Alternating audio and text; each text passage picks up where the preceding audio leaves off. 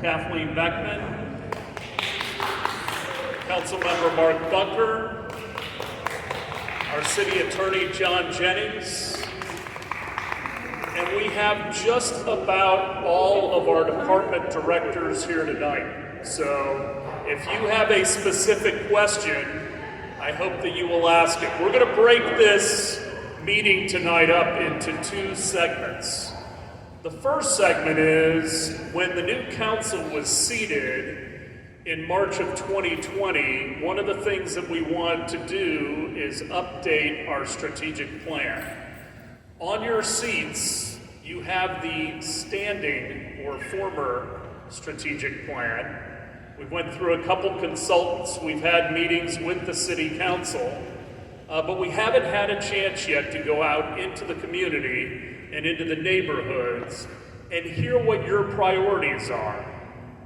If you look at our organizational chart, you will see that the city council only has 2 employees, the city manager and the city attorney. All of the employees are underneath those 2 gentlemen at this time. Above those 2 gentlemen, Mr. Margolis and Mr. Jennings, is the city council, and above the city council are the citizens of Clearwater. You are at the top of the organizational chart. So for us not to go out and talk to everybody about the strategic plan, which should guide the way that we use our resources, many people call them the 3 T's, our talent, our treasure, and our time. That's really what it comes down to in the city. All of our employees are very forward-facing. Somebody asked about having them be able to work from home. Well, we don't have many employees that can work from home. Our employees are out picking up trash, making sure that our parks and recreation centers like this great one and our parks are in top condition. They're fixing sidewalks and roadways. They're delivering service in the rec centers and our libraries. So we are very forward-facing. 70% of our budget is really people that are delivering the services. So what we want to find out tonight is, what are your priorities? So the way we've decided to do it is, we've given you 8 dots. And they are 1 to 8. We have kind of broken down what the city does into 10 different categories. And what we'd like you to do is go and put points on those 10 areas, okay? And the things that are most important to you, you put an 8, and the things that are least important to you, you put a 1. And there's going to be 2 categories you don't get to put anything. And there's a reason for that. Because we have a limited budget. We have resources that have to be allocated between different departments. We could always do more, but it would mean we would have to raise taxes. And I think at a time like this, with inflation and other things that are strapping all of us, that nobody wants to see their taxes go up. We've been fortunate the property values have increased, and there's a lot of properties that are not homesteaded, and they carry a good bit of the burden. But we wanted to make it so that you could rank everything. So there's a purpose behind that. And so what we're going to do is we're going to take about 10 minutes, and you can run through the 10 different things. I'll tell you what they are right now. It's diversify the economic base, develop downtown in US 19, expand non-resident tax base. So one of the complaints that we've always had in the city of Clearwater, and having been involved for 20 years, is that we are very dependent on the tourism industry. And if you go back to a lot of different times, in 2001, after 9/11, people weren't traveling. They were scared of being on planes. During the Great Recession, people were not traveling down here as much. We got a dry market. 2009, we had the BP oil spill, and though we did not have any oil on our beaches, the national media said oil on the beaches of Florida, and people didn't come. And then you had COVID, obviously. And our beach was closed down for several weeks. It's doing great now, but that's kind of that diversify the economic base. Improve roadways and traffic, improve infrastructure, streets, sidewalks, and then all of that stuff that we don't see underground until it doesn't work. So our water and sewer. Quality of life, which would include parks and rec, libraries and trails. Public safety, which is our police and fire. Affordable housing, which is at the forefront of all communities right now. Financial responsibility. I hope you all want us to be financially responsible. And part of that is having you all here tonight. Improving city services, neighborhoods, and then finally sustainability, which is decreased reliance on fossil fuels, increased use of solar, plan for sea level rise, and that is also included in affordable housing. So if we can take 10 minutes and everybody can disperse their stickers, then we are going to add them up. And then what we're going to do is we're going to ask you to come to the mic if you feel led and talk about why you chose what you chose with your ranking. Because just to assume something from the numbers isn't going to get us where we need to be. We actually need to hear from you. And then the second half of the meeting tonight, John Jennings, our city manager, is going to take over. And we were fortunate enough to get $22.5 million in ARPA funds. And he's going to be going over the proposed list of ways that those monies from the federal government will be utilized. And we want to get your input on that too. So any questions before we kind of break out and start ranking everything? Pretty clear? 8's the best, 1's the worst, and you're going to miss 2 of the 8's the best. So give 8 points to something that you feel most strongly about. Oh, okay, so yeah. All right, so Gloria? All right, so you went over the objective, but that's not what's on this paper that we were handed. That is the old strategic plan that has not been updated in far too long. Strategic plans really ought to be updated no less than every 5 years. Okay. So that isn't outdated, but it still gives you some guidelines of previous councils and what they thought were the priorities back then. But that's not what's on the wall, right? They're not the same as those boxes. Okay.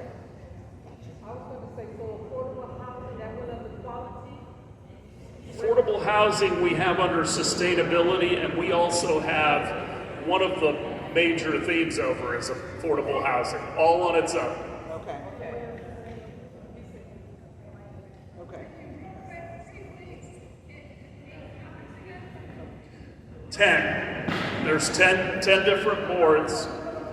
Diversify the economic base, improve roadways and traffic, improve infrastructure, quality of life, which is parks and recs, libraries and trails, public safety, which is police and fire, affordable housing, financial responsibility, improving city services, neighborhoods, and sustainability. What is on the board? It's being careful with your tax dollars and other dollars that we get from other agencies and also user fees. Yeah, you want to emphasize again that this what you read. Hold on, everybody. Who's talking? Yeah, all the titles to the 10 things that I read are on the wall. That's where you put your stickers. 8 is best, 1 is worst. Gotcha. Okay. And that's what I was trying to say. 8 is best. The items with the most points are going to be the priorities from this meeting tonight. Okay, we got you. I think once we get over there, we'll figure it out.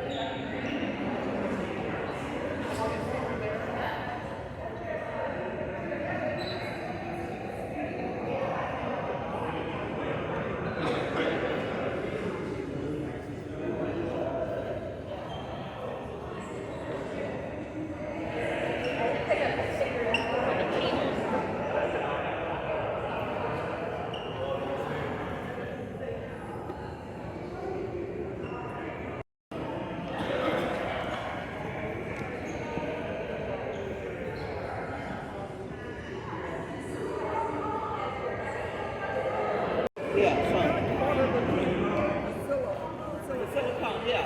You can, when you go to, you have to.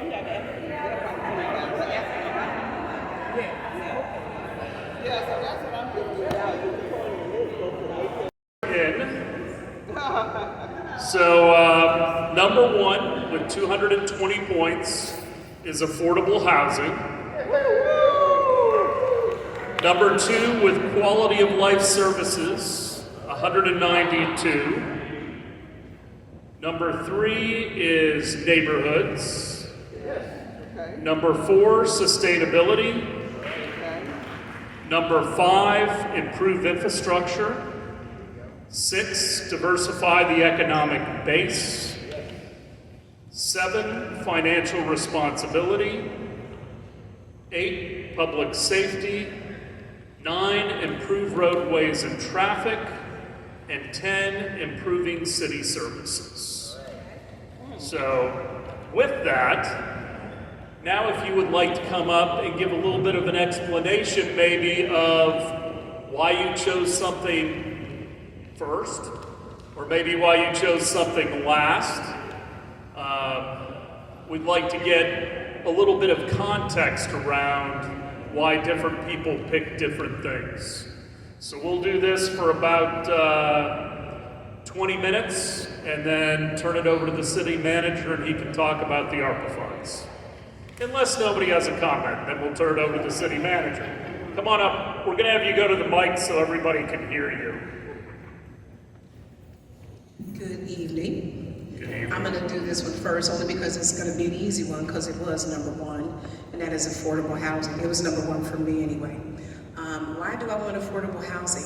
Because not only do I believe that everybody should have the opportunity and a privilege to have a roof over their head. I think in the richest country in the world, we should never be comfortable with people being homeless, number one. Number two, what I'm recognizing is that families are being split up, whereas, for instance, a family that once lived in proximity, children, grandchildren, and of course, having the support of their parents or grandparents can no longer do that now because we can't live within close proximity of one another because we can't afford the housing.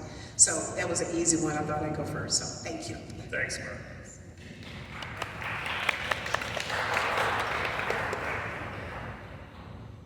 Hello, my name is Casey. I haven't been to one of these before, but I chose actually infrastructure as my first choice. I chose infrastructure because it's not just roadways. I see roadways drop to like the absolute bottom, but also we have a lot of people around here that can't afford cars. There's a lot of people in my neighborhood, I live over on Vine, that they don't have cars. Everybody's carpooling, people don't have a good way to get to work and stuff like that. And I'm really more for increasing the densification of places to work actually in the downtown. Downtown is a ghost town. Ever since probably about the 70s, it hasn't really come back up to where it could be right now. And so I would like to see more bike lanes. It's very unsafe to ride your bike in many places, and just more support on funneling traffic into the downtown, including people that are going to the beach. So that's really why I chose infrastructure. Thank you.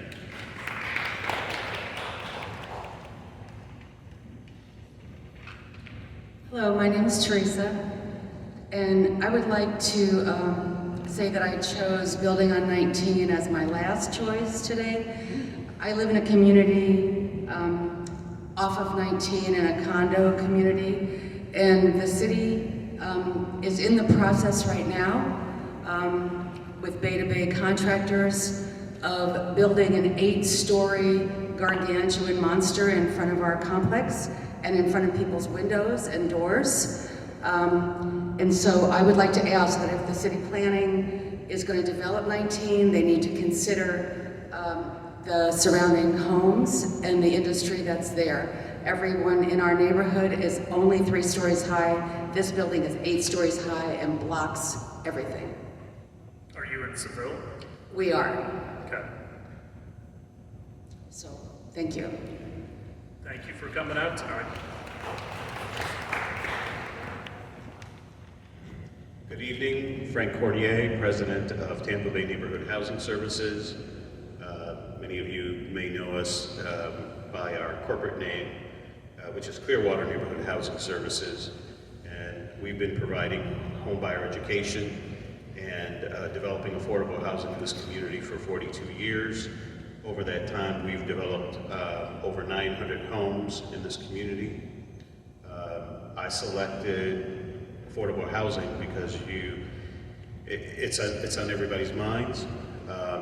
Every day we get phone calls from families that can't make it, that are wondering where they're going to live, where they're going to move to. The cost has gotten exorbitant. We have, as a HUD certified counseling agency, we have at least 10 families that are ready, willing, and able. They've been through homebuyer education. They have paid down debt. They have saved up money for down payment and closing costs. They qualify for about $212,000, and they can't find anything in their price range. So before coming out this evening, I did a search on the MLS. In this zip code, 33755, there are 24 homes for sale. Only 2 homes are below $340,000. One of those has a monthly HOA of over $240 a month. The other home, they just want cash for it and needs repairs. So I say all that to say that the families that currently rent and work in this neighborhood in the hospitality, teaching, and other service industries are getting to the point where they can't afford to live in this neighborhood. And if we don't do something about it, if we don't increase the amount of money we're spending on affordable housing, we're going to become Sarasota, where the service industry employees won't be able to live in the community in which they work and serve. They have to move to and live in other communities. So I think the $3.5 million that's on the sheet that we have seems a little bit light, in my opinion, but we can talk about that as the night goes on. Well, we are putting more affordable dollars for elsewhere as well. Thank you. Yes, sir.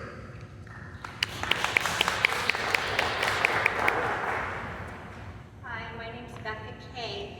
I put as number 8 for myself is neighborhoods. I live in a neighborhood in Clearwater. It's probably the second, third oldest neighborhood in the city. And we have cracked curbs, cracked sidewalks, just a lot of maintenance that I've lived in the neighborhood for 43 years, and it used to be kept up a lot better with the city services. We have a little park actually in our neighborhood, and it's called Greenwood Park, City of Clearwater, it says there.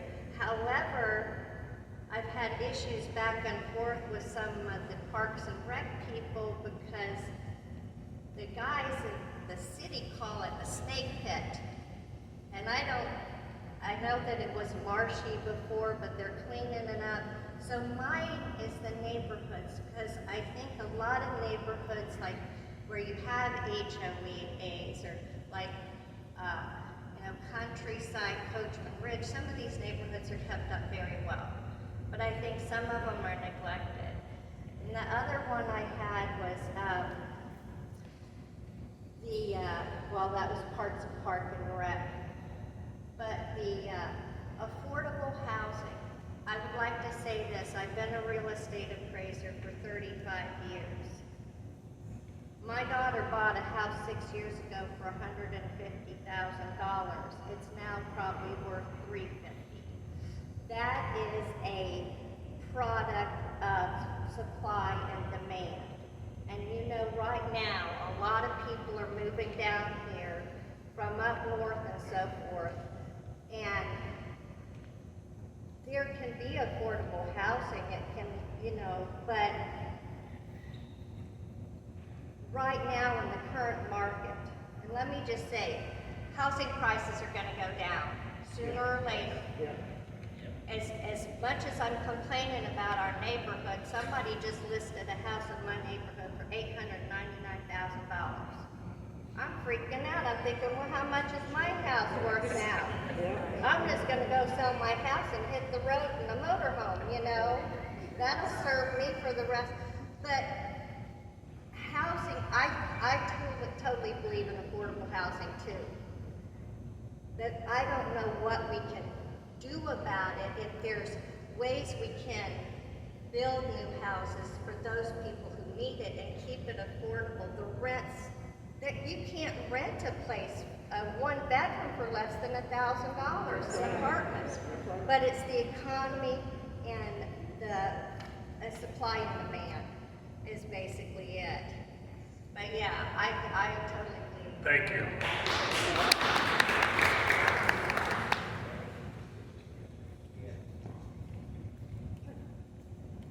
Good evening. I'm Marita Lynch. I put all of my money on sustainability, and my dots too. The reason why is because, according to the Paris Accords, we have until 2050 to be carbon neutral. And if we don't have a livable environment, all of this is dependent on the livable environment. If there's not a world to live in, none of this really matters. And I think that it is the existential crisis of our times. And I have children, and I have grandchildren. And I'm a small person in a small city in a large country. But if we don't do what we can, where we are the people that the future depends on. And if we don't address, in whatever way we can, how to leave behind us a livable planet, none of this other stuff matters. Thank you. That's called ballot stuffing.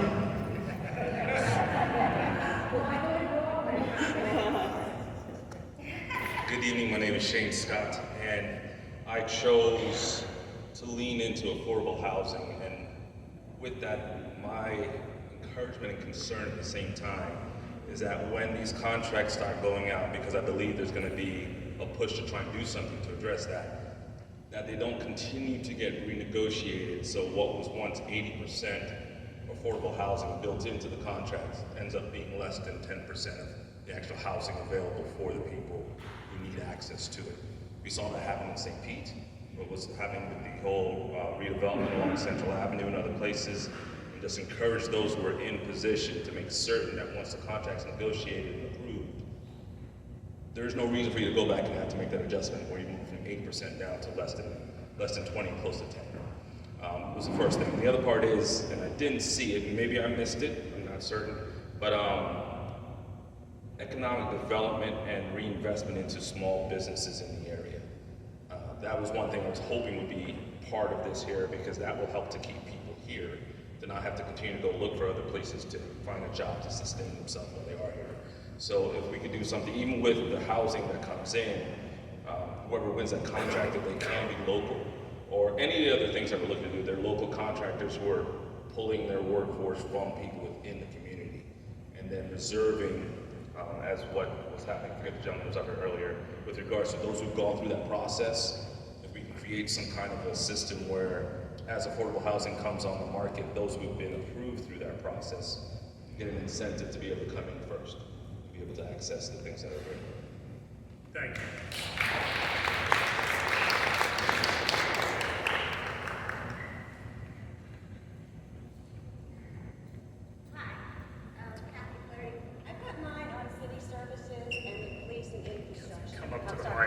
Sorry about that. Basically, I put mine, split it between infrastructure, public safety, and city services, because I think without public services, city services, we can't have any of this done.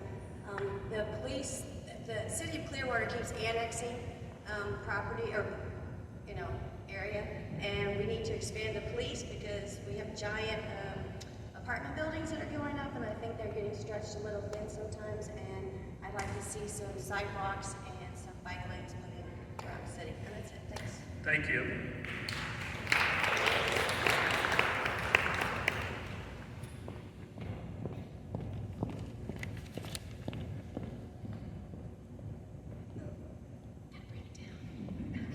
My name is Denise. I have no intention of talking, so if I stumble, just forgive me.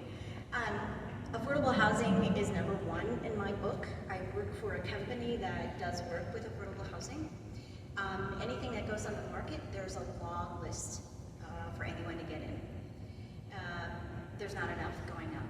The problem is too, is the, would the city be willing, I believe there was a property recently that was purchased, a piece of land that, it might be in St. Petersburg to be honest, that allowed the developer to come in, set it up, and they essentially have fixed pricing for the rents, which makes it a whole lot easier. People don't have to worry about increases every year.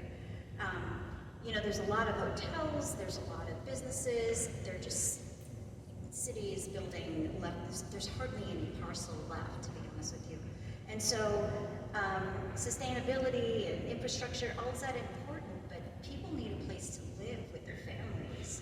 They need a place to call home and not worry about getting their rents caught up to 20%. Where do they go? The lady talks about her home being worth $500,000. That's great. Where do you go? My house could be sold for that much tomorrow. Where do I go? As far as I'm concerned, the people coming here, don't want them. We don't need them. We're full. The house is full. So what do we do as a community? We have people that are losing their homes. More people are probably getting evicted as we speak because they can't afford $1,500 for a 2-bedroom apartment. So the city really needs to come together, figure out parcels. Perhaps they could sell to developers, or they own them and they have fixed rents, and give people an opportunity to stay with their families and not have to move in with anyone else. This is a very wealthy community, Clearwater is. So we need to share the wealth and have housing out there for everyone. What can we do? I don't know. That's why we're here. Are you the mayor? I am. Awesome. Okay. I haven't seen you in a while. And last time I saw you, You saw my picture at the post office. I get it. you had really dark hair, so it's a little lighter now. Anyway, Mayor Hibbert? Yes. Okay. I don't get out very often. All right. So. Obviously, I don't either. So thank you for being here and for listening to us. But the other topic, housing, but infrastructure, just a story. I recently went to Clearwater Beach. I never go there because it's too crowded.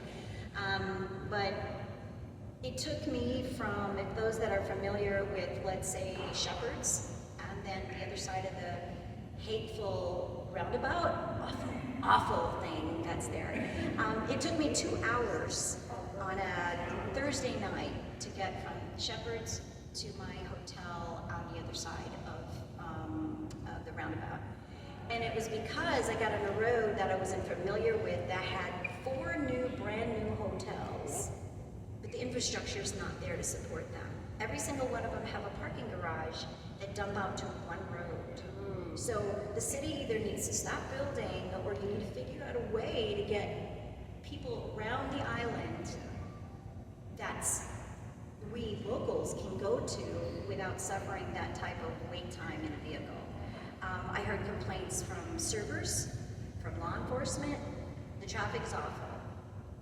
The servers, the waiters, all those people that take care of us while we're there, they have nowhere to park. And if they do, they have to pay for it, which is terrible. They don't make that much money. So, the city needs to figure out a way to allow people to better navigate that island and stop building. It's saturated. You don't need any more down there. Thank so, you. Housing, infrastructure, go get them, Tiger. So we are working on 3 affordable housing projects in downtown. All of them are having some difficulties because of construction costs to make the projects affordable enough that when they're complete. The other thing we're looking at is the way that they are taxed, which is one of the other challenges. They are currently not homesteaded. If you have a house, you're homesteaded, but these property values can rise, and they may be affordable for several years, but as the taxes rise, then they become unaffordable. So that's the challenge we have right now. We do have 3 projects that are being looked at. We hope that they all come to fruition. The other thing I think you have to think about, which is, you said we've got enough people down here, but we're not gonna close I-75 and 95. And, you know, one of the dirty words in Florida is density. But that is one of the ways in certain pockets that you are going to get more affordability. And that's allowing, you know, developers for affordable housing specifically to go higher so that they can spread that land cost amongst many more units. But it's, with it brings traffic and other things. Lori? Gloria Campbell, and I do know who you are, Mayor Hibbert. I put my dot on neighborhoods, but from the standpoint of equity, and I think someone talked about the fact that, you know, we have from the beach to Countryside to Morningside to Greenwood, and I think we all agree that equity has not been at the top of the city's mantra. And so I think as we look at our new strategic plan, I think equity should be one of those. We need to make sure that everyone gets to participate, that all of our neighborhoods are treated equally, and that it is something that's top of mind, not an after fact. So we know that that's what's needed. The other thing I do too think that the city needs to be very cognizant of is we look at how we manage projects. I'm going to give you a perfect example. Prospect Towers. Anybody know Prospect Towers? Okay. It was a senior citizen, pretty much low-income senior citizen apartments that the city sold to another group. The city didn't sell it? The city did not own it. Oh, okay. Well, I understand the city had something to do with it. No, we never owned that building. We Okay. never had control of it. The not-for-profit that owned that decided to sell it. They gave that money to the Pinellas County Foundation to specifically use for affordability for senior living. Okay. But it was out of our control what happened there. All right, just so you know. Then I won't blame you. Okay. But I just want you to know what's happening to the people who lived there for, in some cases, years. Most of them have been forced out because their rents have gone from $350 to now $1,400. Most of them don't have anywhere to live. The ones that are still there are trying to make it. And I don't know what happened to the money, but if it went to the foundation, I want to go look for it because the people who are struggling now didn't get it, I can assure you. So, Mr. Lane was here. There he is. There he is. Oh. But I want to commend him because him and his department worked very hard to place a lot of those residents. Fortunately, we had a gentleman that came in and took over a building behind kind of the old YMCA down by the bowling alley on Highland. Yeah. And a number of people were placed there.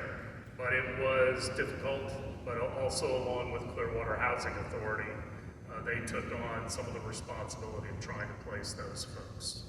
And then finally, one of the things I think we can always do is we can see how other people are handling this problem.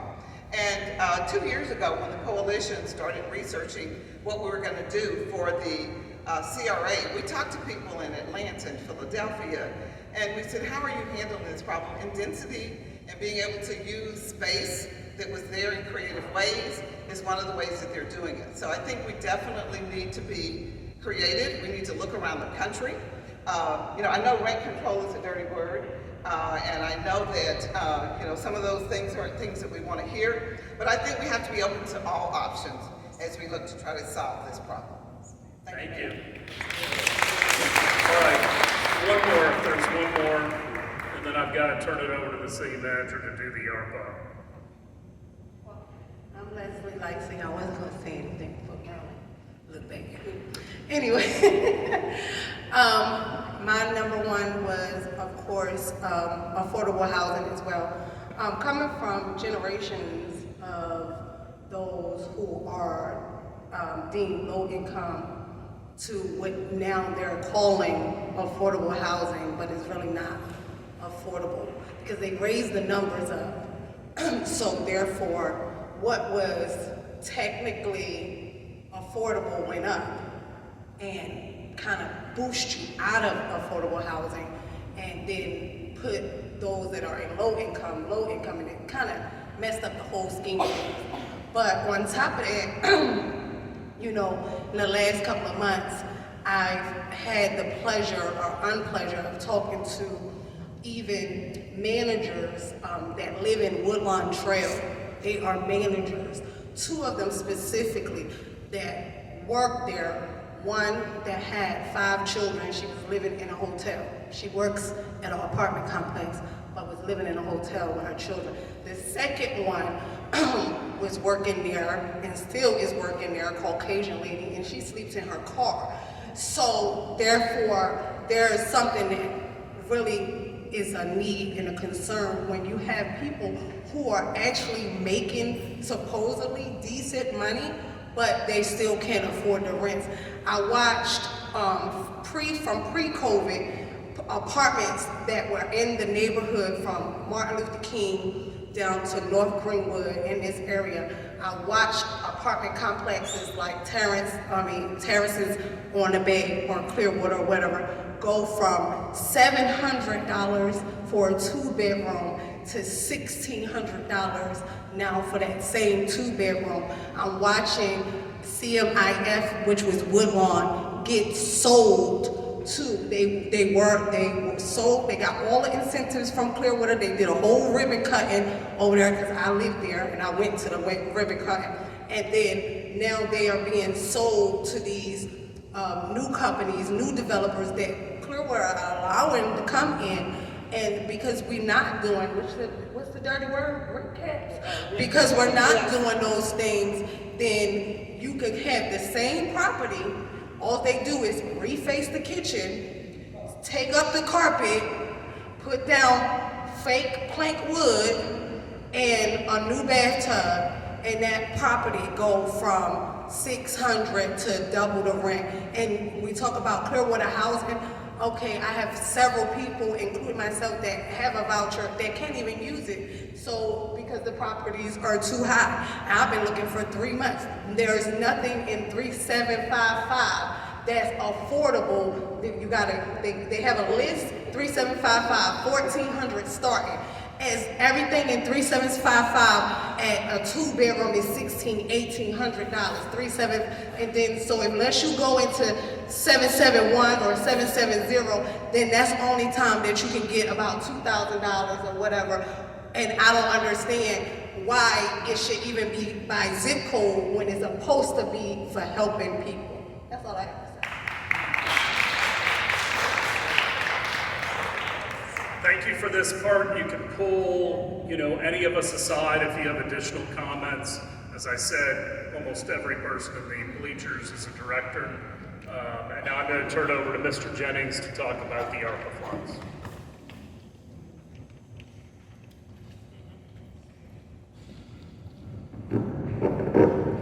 Good evening, everyone. It's actually very nice to see so many friends. My job tonight is really to talk about the ARPA funds, but I wanted to take a minute, if I could, just to recognize the city staff that's here. I've been city manager now for about 7 months, and I feel as though that I've been so blessed to be able to work with such a great group of people. And so if you guys wouldn't mind just standing up, all the city staff.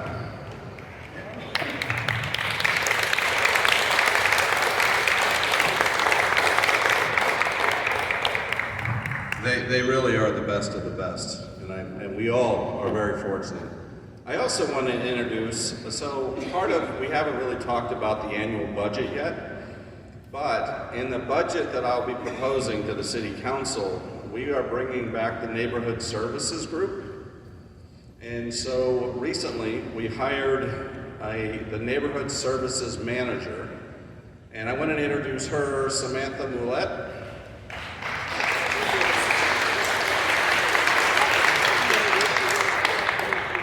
Samantha, once the budget is passed and the council approves the funding, Samantha will bring on at least 4 other individuals to work very closely with all of you in the various neighborhoods.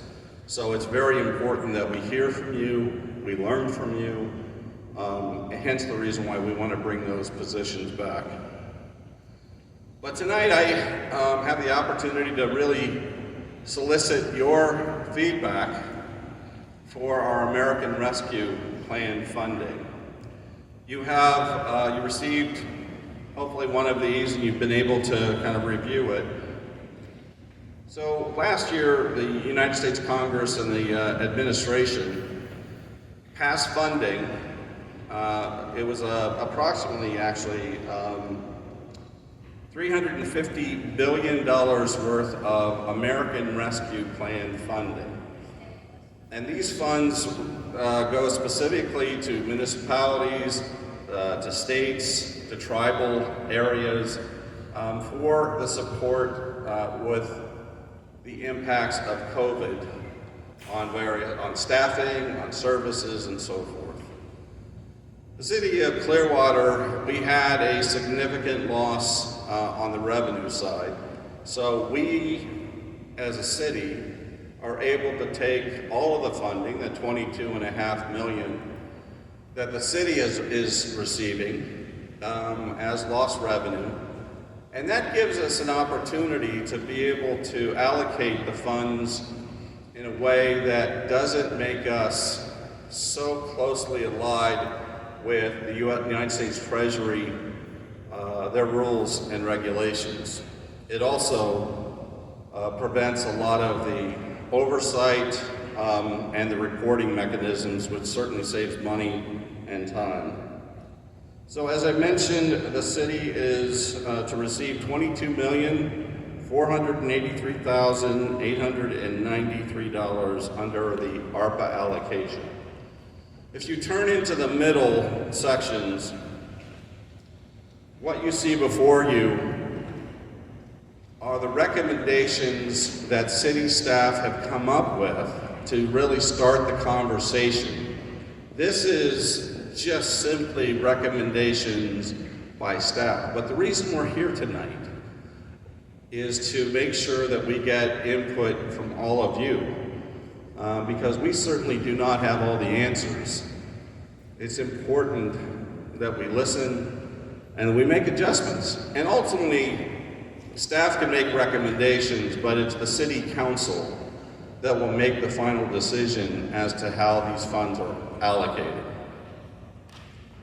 So the first area, the one that we've allocated the most money, $5 million, is for the Community Redevelopment Agency here in North Greenwood.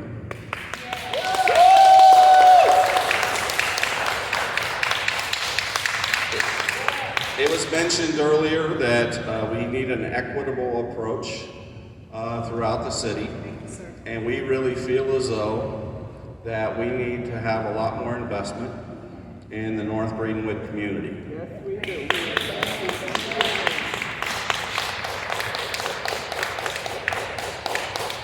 And so we currently, the city council voted to create a community development agency.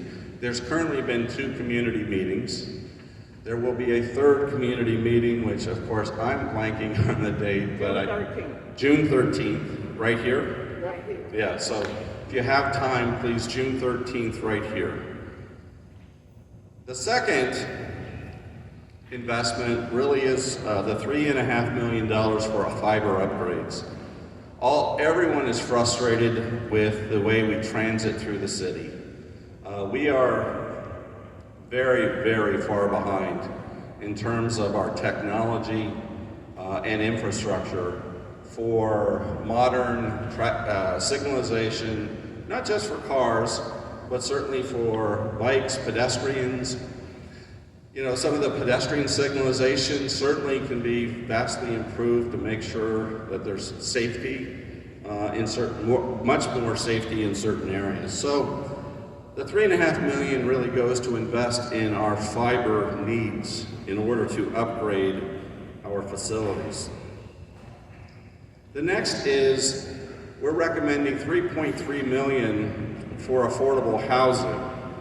Now that number is a bit deceptive because while the $3.3 million is affordable housing funds from ARPA, we actually have access to approximately $16 million in total, with HUD funding, which is Housing and Urban Development, the U.S. Department of Housing and Urban Development.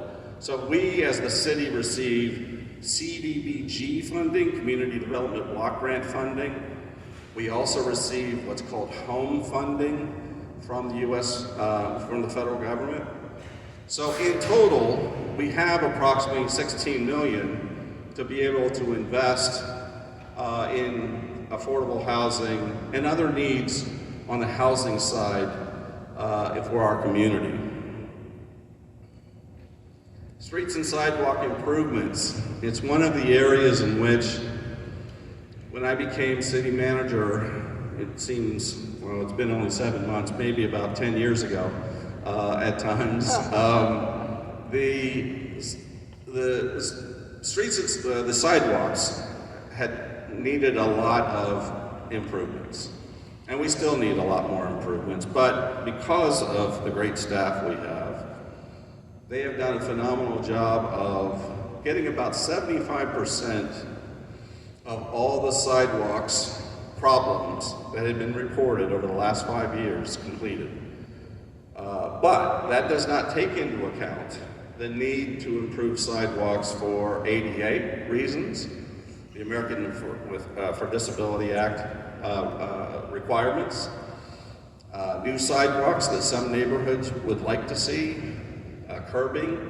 That is something that I know in talking with many of you and others that is needed to be improved. And so, you know, we're recommending $2 million in streets and sidewalks to be added to the already $2 million that we will be recommending in the budget. So that will give us $4 million to really tackle the streets and the sidewalks. Staff has done an amazing job of doing an analysis of all of our streets, all of our sidewalks. And so now we really know a prioritization of what streets and what sidewalks really need to be done. So very pleased to have that. The next is truly an investment that we all believe is very, very important. And that's $2 million in solar for our community or city buildings. We're pretty far behind with all candor, and this will enable us to move forward rapidly with the deployment of solar on city buildings to begin to diversify our energy source, as well as make sure that we are adhering to the goals of Greenprint 2.0, which is the sustainability plan for the city. Highly encourage all of you to take a look at that. You know, the other thing we've heard a lot from people in the community is the need for social service support. Whether that is first and last month, whether that is utility support, you know, in order to stay in your house, all the things that, frankly, we've been talking about tonight. So we are recommending to the City Council that we provide a $1 million investment to the Pinellas Community Foundation for those express reasons. I've had the opportunity to meet with the director of the foundation, and these are the areas in which they're seeing the most need as well. During the pandemic, there was many of our very important nonprofit or cultural organizations took a major hit. You know, you couldn't have an event. You couldn't open your doors. And so a lot of our cultural nonprofit organizations have been struggling, and they took a major financial hit. And so we are recommending to the City Council a $1 million investment in cultural funding for our various nonprofits just to help them through a very difficult time that they've experienced at no fault of their own, which is exactly what this funding was provided for. The other thing we've heard a lot is, unfortunately, many of our children had to attend school remotely. And for various reasons, some of those students actually fell back academically. Teachers, and school administrators, and students and parents did their best during very trying times.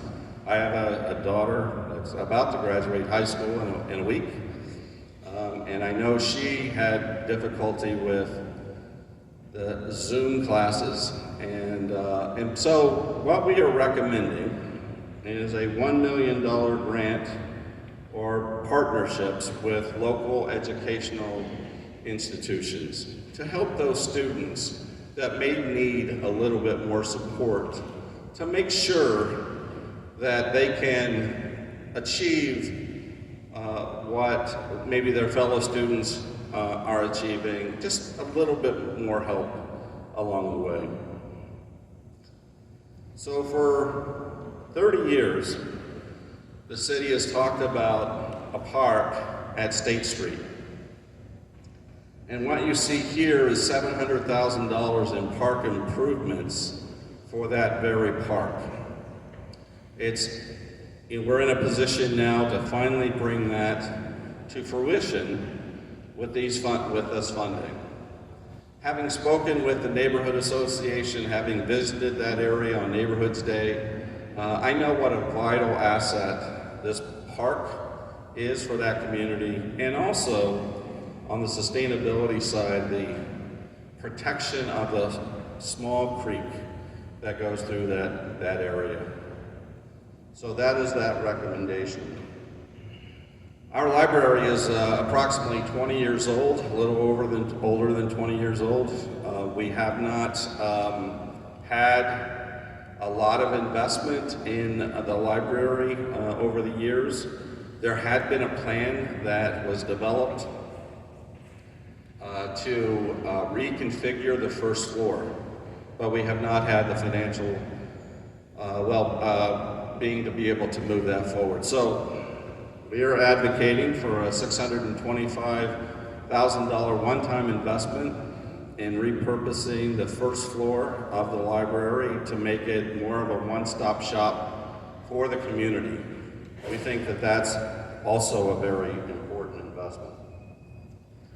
And as I said earlier, some of this funding, some of the rules from the Treasury Department was to have cities pay back themselves for funds that we expended during the pandemic, such as enhanced compensation for frontline workers, for business grants, and for other reasons. And so what we're proposing is to make the city whole with a $2.3 million repayment to the city. And we think that obviously is an important investment in order to make the city whole. So with that, I wanted to invite anyone to come up and ask any questions, but more importantly, give us your ideas, your thoughts on how you think the ARPA funds should be spent.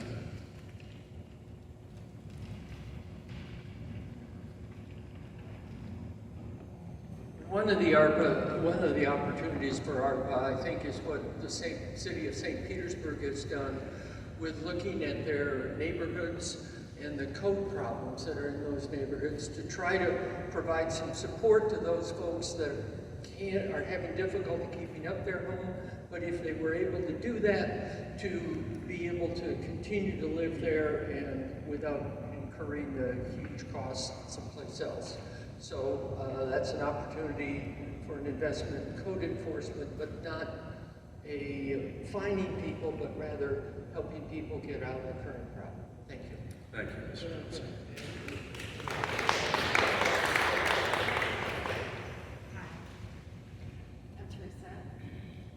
And I have a question, I actually have two questions on the first two. So while it's very exciting to hear 5 million going to North Greenwood community, I just want to be sure that as the community gets developed, people that live in the community don't get outpriced. Yep. And because that will not serve the community. I also want to know if there's any talk about green building here in Florida. I don't hear that here in Florida, so don't know about that. But that fits into the sustainability project that you have. The other question is the upgrades on broadband connectivity. Another thing that I don't hear here is public transportation. I don't hear, there's, you know, this is like, it's a car city, there's 1 million cars, there's lots of accidents, all billboards are talking about car accident lawyers. But yet I don't hear any conversation about, you know, light rail or whatever. I mean, I'm hearing that in Tampa, but I'm not hearing that anywhere here. And certainly there are people in this community that can't afford a car and need to be able to use public transportation. So I'd like to hear something about that. Yes. Well, thank you very much You're welcome. for the series of questions. So again, I haven't been here for that long of time, but I do know that the city had a referendum some years ago about a light rail, and it was not supported. That may be something we might want to revisit in the near future. In terms of the other transportation issues you mentioned, I recently met with the head of the PSTA. We're talking about this fiber upgrades. So one of the things that you can do with a smart signal system is you can have transponders in all of your buses. And those buses are being read by those signals as they navigate through a community, meaning that they can make the lights begin to anticipate the bus coming to the light, therefore turning green, therefore reducing the amount of time in which a bus has to take to circulate a route. It creates a more efficient system, you know, for all of that. And so that's one of the reasons why we wanted to propose this. We are working closely with PSTA, with the Jolly Trolley, with others to have a more robust transportation system, you know, in our area. Thank you.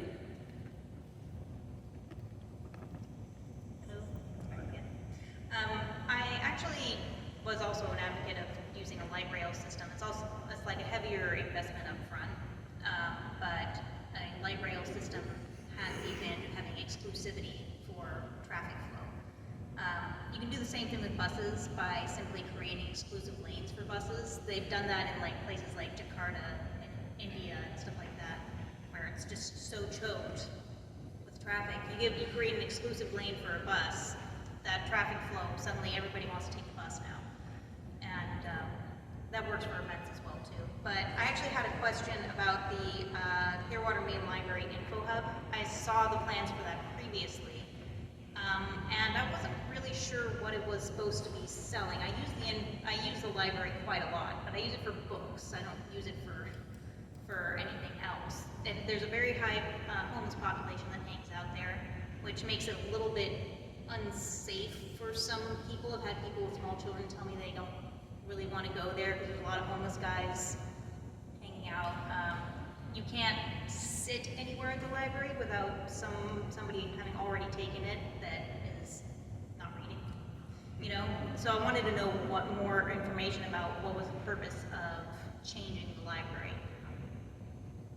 I did want to just, you had referenced Jakarta and other places. I most recently moved from the Northeast, Boston and Portland, Maine. Boston has already created bus exclusive lanes that create more of a transportation priority. So, you know, in terms of the library, some years ago, not that long ago, there was a discussion about having kind of more of a community cafe that creates a sense of community. You have the library, you have all the all the things that you can do with the library, but you really don't have that ability to, you know, have coffee or whatever it is, a pastry. And so you have, imagine Clearwater, Coachman Park, coming online, and I just want to, that is completely on schedule, June of next year. Our staff and the staff working on site have done an amazing job and continue to do an amazing job. So it's really part of welcoming people kind of into the library and reconfiguring. Yeah. Yeah, I remember when it got axed, and I didn't know what the. So it's just what happens to the books though? Oh, so I use those. Yeah, no, we have quite a large library, and we have ample space. So part of this funding would be moving the stacks to upper floors, opening up the first floor for that hub, but also doing more of the, like the art exhibit that we've had recently in the Everglades. Being able to do more of those things on the first floor where, you know, people can access.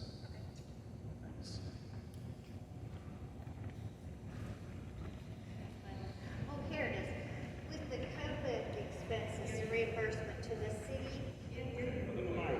Oh, I'm sorry. I have a teacher's voice, usually people can hear me. But the reimbursement for the city,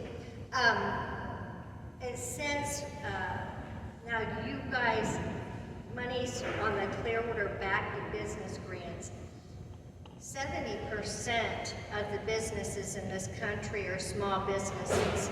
During COVID, 40% of them closed forever because they could not keep their doors open. I know so many local businesses in this area that suffered immensely, tremendous losses. Are you guys giving them some money? We are actually, through our economic development department and through other, the CRA, there are grant programs that have been created for small businesses specifically. So while we have not necessarily focused ARPA specific money for small businesses, we have other sources of funding for in fact, just earlier today, Matt Jackson, who is sitting in the back, and I talked about some of the needs of the small businesses in our community that's been brought forward recently. Because, yeah, they've been devastated. The other question I was going to talk about is this Imagine Clearwater. There's a little park not far from here, Globe City Park, called Crest Lake Park. I played there as a child. My children played there when they were kids. And it was just redone. We had $6.4 million of BP money to redo that park. As the new city manager, I had sent Mr. Horn, may he rest in peace, some really cool playground equipment. And the playground equipment that was put in Crest Lake Park is far inferior.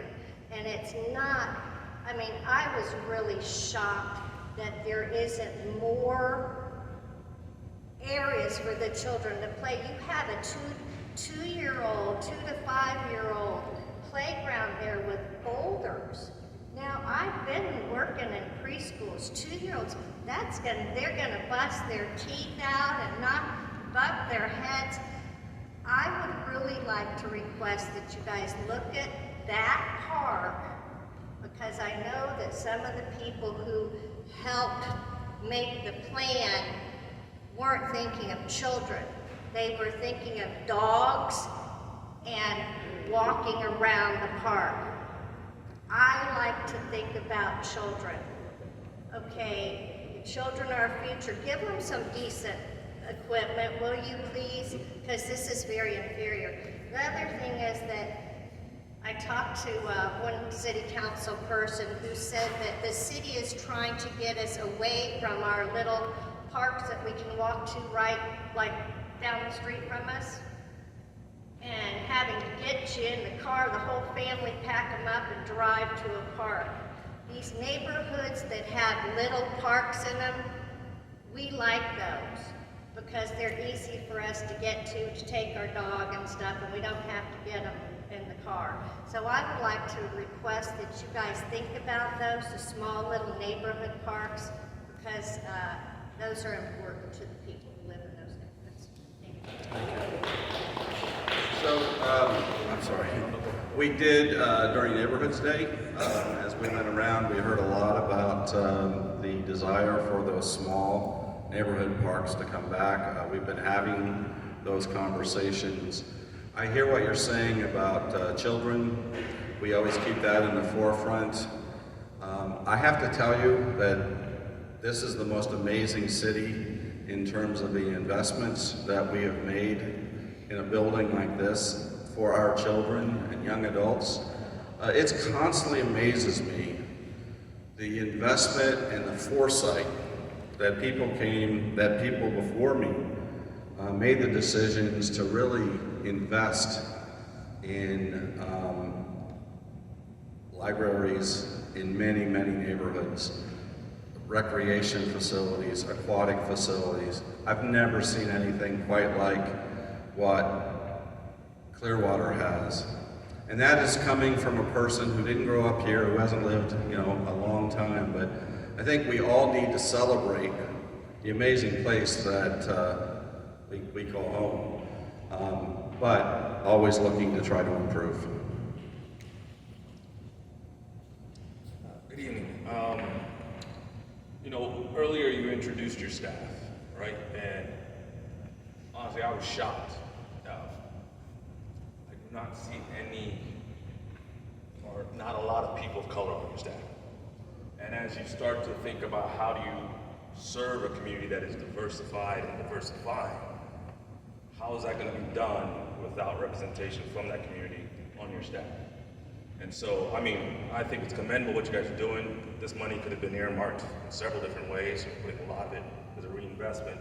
But as you think about, I think someone said, as Greenwood gets redeveloped, and I lived in Chicago for years, so I saw gentrification happen over and over and over and over again, is that, again, you can write this stuff in from the beginning so that as things continue to move and people see the funds that are going to start coming, there are protections in place to really respond to what's already in the community. In addition to that, when you start to get these contracts that are going to go for these different places, what is designed to strategically try and pull from the communities already? Because I haven't seen all the things that are written up for that, but there's a very good chance that people who have programs already established in other locations come and say, hey, this is how we were able to bring this group back.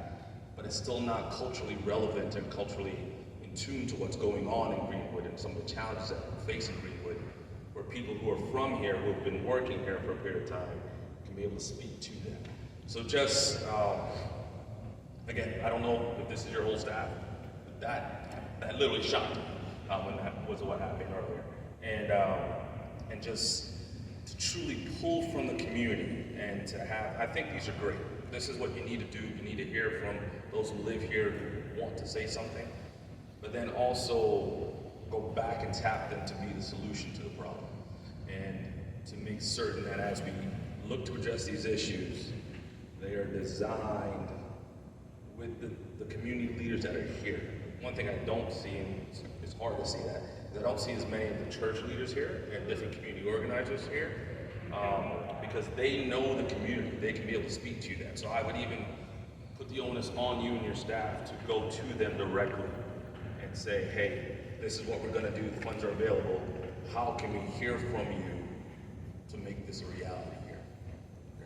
Thank you very much for all that. Thank you, and to the gentleman, let me just assure you that we in this community have been actively engaged and involved in this process. The $5 million didn't happen by accident. It happened because the city listened to what we had said, we meaning the coalition, the Clearwater Urban Leadership Coalition. Raise your hand, group. We've been here working for 2.5 years, okay? And so don't minimize the work. If you don't know what's been done, don't minimize what's already been done. I will tell you, we discovered in a meeting on Tuesday that there is a brother who is the equity manager, I believe, been there for a year. Have never seen him anywhere except on the Zoom video meeting that we had. So I do agree that, and that's why I talked about equity and how important it is. And I know we talked about recruiting. And you know, if you look at your website, if you're trying to recruit people who look like me, I really should see a few of them on some of the pictures, the videos, some of those things. So I do want to say I thank the city manager. I have to give Chuck a shout out. Where's Chuck? Hi, Chuck. And I think that a process that began with Bill Horn, Micah, Mike Delks, all of you, the mayor, have to give a shout out to the mayor, have been extremely responsive to our community. They have seen what has happened. They are in it to help us to fix it. And I often say the only people who can fix what's wrong is us. We're not looking for you to fix it. Just get out of the way and give us the resources we need. Thank you.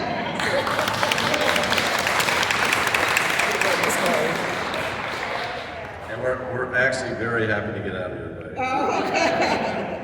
And I just want to say, if you decide to address the comment that Ms. Gloria just made about the website, where it reflects the welcoming spirit of the city of Clearwater for diversity, because she's right. And you don't know, because marketing is kind of like my background, so I've noticed those things all the time. Advertising, I notice the absence of diversity, and in order to be able to recognize those things, you need broad perspective. So I just want to say, call me. I'm happy to help you with that. Yeah, in terms of the website, actually, it was one of the first things I asked staff to fix. So we are undergoing a complete renewal of the website. So, but you know what? It is so important for us to hear that. So thank you very much for bringing that forward. Oh, sorry. Hello. Two things I wanted to address here. First, the solar panels for city facilities. I think that's a great first step. But I think with these ARPA funds, you could go further and extend into the community so that you could provide grants and programs to help residents make their homes more energy efficient and have solar panels. Because it's great that the city does the first step for the entity of the city, but if this money could reach into everybody's home and improve everybody's home, that would really be felt by people. And the same thing goes with the fiber upgrade, the broadband connectivity. It would be really, really great if we had community Wi-Fi for everyone, community internet access for everybody. I mean, everybody would feel the effect of those ARPA funds. If every single family could get online in Clearwater, that would be astounding. Thank you for that. I think is Dan still here? Yep, there he is. Dan, who is our IT director, and I have been having those conversations about Wi-Fi access. Hi. So I just had a couple questions for you on some of these items. For instance, on the nonprofit cultural affairs, who are the recipients? How are you identifying who's getting this money? Oh, it's a grant program, so anyone will be able to apply for a grant. So that as long as the city council passes that program, we will then issue a press release and a way in which you can, let's say you have a nonprofit, you could then make an application for grant funding. Okay. Now back to the Pinellas County Community Foundation. So you're soliciting, evaluating, awarding up to $1 million for a nonprofit organization that offers an innovative, impactful concept for affordable and attainable housing. Why do you have to pay anyone for that? Why can't you take that money and put it into the affordable housing kitty and do something with it than paying somebody to come up with an idea? Make it a contest, win $500 if you come up with an idea. I mean, to give somebody up to $1 million to solicit, evaluate, and award seems like a tremendous waste of money. If that's all you're going for. All I think of is the roundabout, how much that costs to figure out what design, I know you weren't here, but go to Clearwater Beach and ride around that for a little while. I've done it many times. It's awful, and it costs a fortune. I may have been with you on last Thursday. So, some of these things that are being parceled out in different methodologies will, so my one question is too, is who decides who's the ultimate decision maker of where these monies are going to be expended? The city council. And who is that? All the people behind us? Yeah, the folks that, So right. where do we find out where their names are? It's on our website. On the website. Okay. I'll be in touch. Okay. And they'll be around, Councilmember Beckman, Bunker, the mayor. Okay. I know, I just did want to mention Councilmember Albritton would have been here tonight, but he was very, very sick. I spoke with him earlier today, so. So again, I just never understand why there's so much money paid out to people to come up with ideas when you ask the community, and the community will give you ideas without spending all that money. That $1 million could be better served into the affordable housing kitty. So now I'm going back to the money here on the grants of the kids that might have been impacted negatively in learning and so forth with COVID. How are you identifying because I don't see anything here, how are you making sure you're targeting the right students in low-income communities, not just countryside, not just, the Palm Harbor, but kids that the parents can pay for that, but the kids that really are underserved in those communities? How are you going to target who's getting what and who's getting the assistance? Yeah, we're going to have to rely on educational institutions like the public school system to be able to work with us. Anyone who applies for that funding is going to know what the purpose is. Very much everything you just mentioned. And so, but we do have to rely on partnerships. Okay. So then my question is there going to be a method for anyone that's interested, maybe here in this room, that have broadband, to follow what you all are doing? When your decision's made, how this project is moving, where you are on the fiber upgrades, where you are on the affordable housing. Just like when the highway is getting built, you can go to DOT and you can see how it's progressing. How do we make sure that you all are doing your job? So there are 2 more community meetings. I see that. I'll be there too. Wonderful. Just like tonight. And then the city council will take up, after we've had a chance to listen to all of the community, we will make adjustments if necessary to what we're recommending to make sure we take into account the feedback that we got in the community. Bring that to the city council. More than likely, we hope to bring that in the month of June, and for final action by the city council. But ultimately, the city council will be making the final decisions on who gets what. With the communication part of it, how do we track what's happening? So, of course, we keep a very, not as up-to-date website as what we're going to have, but certainly on our website. We also, just recently in wherever Joelle is, we have a place on our website, it's on the ARPA page, where you can submit even more information. So it gives the community an opportunity, because not everyone is able to come out for a neighborhood meeting, right? So it gives the opportunity for people to send in their comments as to what they think the city should be proposing. So it's really the way in which to follow the process is really through the website. And social media, because I know that we do a lot on the social media side. I see.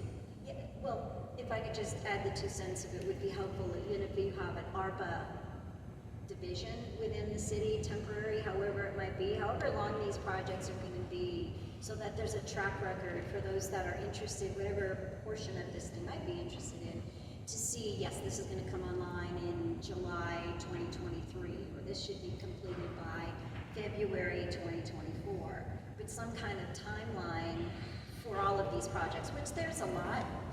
It's a very aggressive plan, but I think the importance is that we spend this money that really benefits targeted communities. Frankly, I know we have parks. We have a ton of parks. We have the Pinellas Trail. We have so much to offer everyone, but there are still communities that are not getting enough. I won't be at the Clearwater Beach meeting, by the way. I'm not going to that traffic.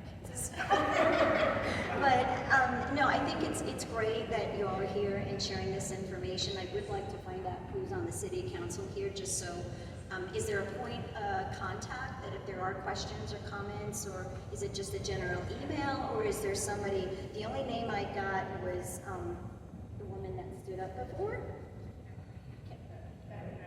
Oh, Kathleen Beckman, who's that?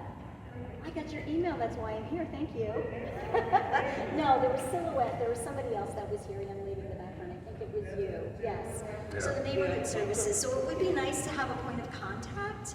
Well, certainly Sam would be the... Samantha, okay, yes. A point of contact for any additional as opposed to going into a general email box. But I am really interested in following what's happening with this money, and that it just benefits a whole lot more people than, Pinellas County, or this foundation and soliciting ideas for up to $1 million, I think is a ridiculous waste of money.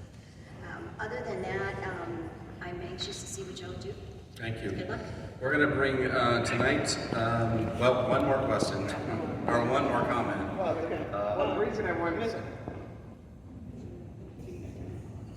wanted to say this, because first of all, I wanted to actually thank the city of Clearwater for actually doing exactly what we asked for. We asked that, the city listen to its residents, bring the concerns to, and especially with the ARPA fund, is we really appreciate that the city take the opportunity to say that, well, we need to put more money towards the underserved community. We appreciate that. One thing that I did see in here is that you mentioned the $2 million will add in an additional $4 million to the sidewalk.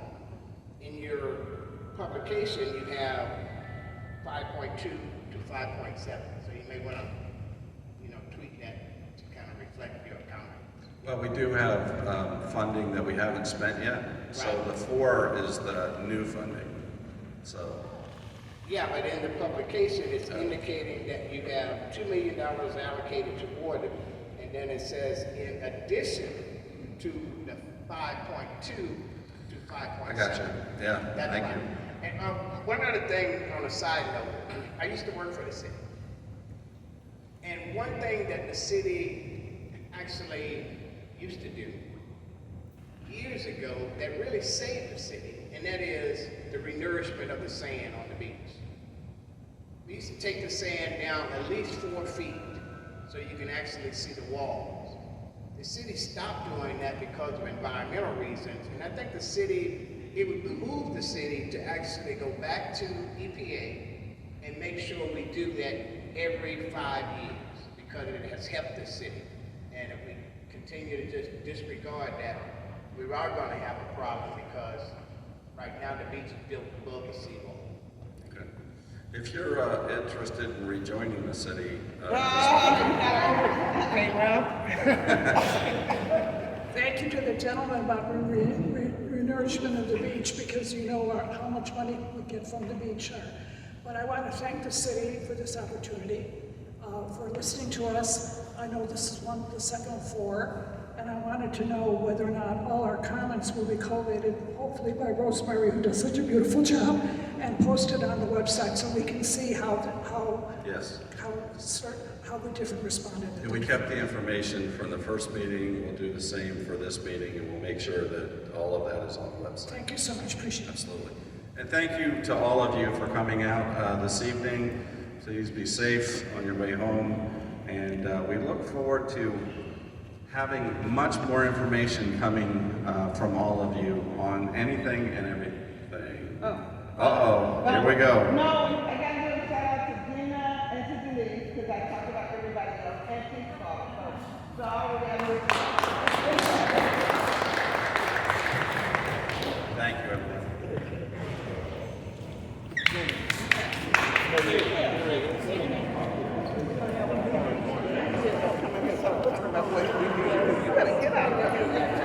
What?